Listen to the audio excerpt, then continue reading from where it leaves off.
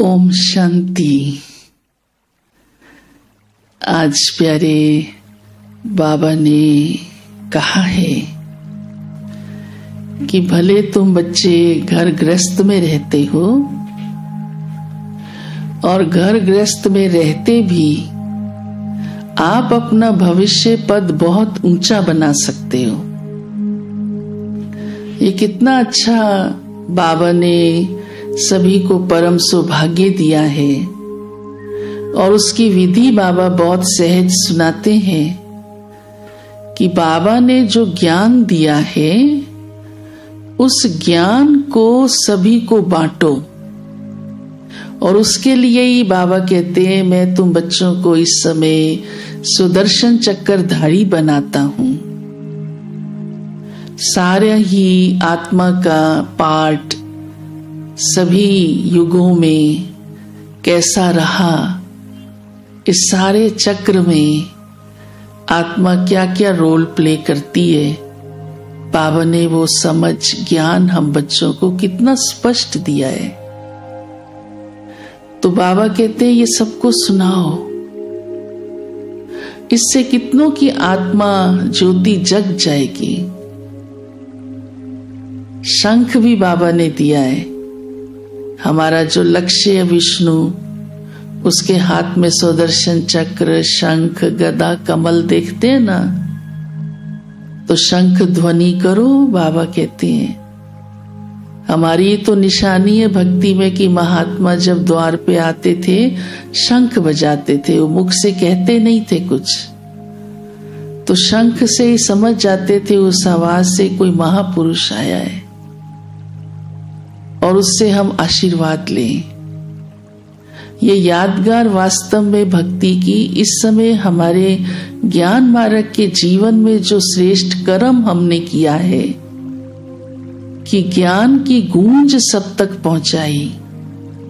आवाज करना शंख का काम मीन्स सबको संदेश देना कि देखो भगवान इस धरती पर आ चुका है। बस तो ये करते रहने से भी भविष्य ऊंचा सहज बन जाता है। तो आप सभी ये कर सकते हो, कितना आसान है। फिर बाबा ने कहा है कि देखो क्योंकि पढ़ाने वाला मैं स्वयं निराकार हूं, आप किसी मनुष्य के द्वारा नहीं सुन रहे हो। ज्ञान सागर ज्ञान बाप ने दिया, तो यही बुद्धि में रहे। किसी भी देहधारी की तरफ ध्यान या नजर नहीं जानी चाहिए। कई बार कोई देहधारी बहुत अच्छा सुनाता है, चाहे दुनिया के अंदर भी कोई हो, पर फिर भी वो देहधारी है ना। तो बाबा ने कहा वो नजर नहीं रखो, कहीं भी वो ध्यान ना जाए। हमेशा हम निराकार स्वयं बाप द्वारा सुन रहे हैं, उसका दिया हुआ ज्ञान हमको मिल रहा है। ये बुद्धि में रखने से ज्ञान सहज अंदर समा भी जाएगा और बाबा की याद भी बनी रहेगी। और विशेष बात बाबा ने कही है कि बाबा की याद से आपको बहुत डबल फायदा है। वर्तमान का भी फायदा है और जो पीछे जो कुछ करके आए उस हिसाब किताब को चुकती करने का भी फायदा है। क्योंकि जब बाबा को याद करते हैं तो आत्मा में शक्ति भरती है, तो इस समय हमारे कर्म श्रेष्ठ होना शुरू हो जाते हैं, हमारे से विकर्म नहीं होंगे। और दूसरा, जो पिछले जन्मों में विकर्म हो चुके हैं उसका बोझ भी इसी बाबा की याद से उतरेगा।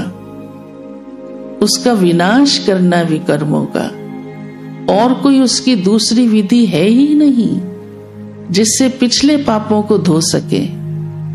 केवल एक बाबा की याद ही है। तो योग से कितना आत्मा अपना लाभ ले लेती है, वर्तमान का भी, और उससे ही हमारा भविष्य ऊंचा बन जाता है।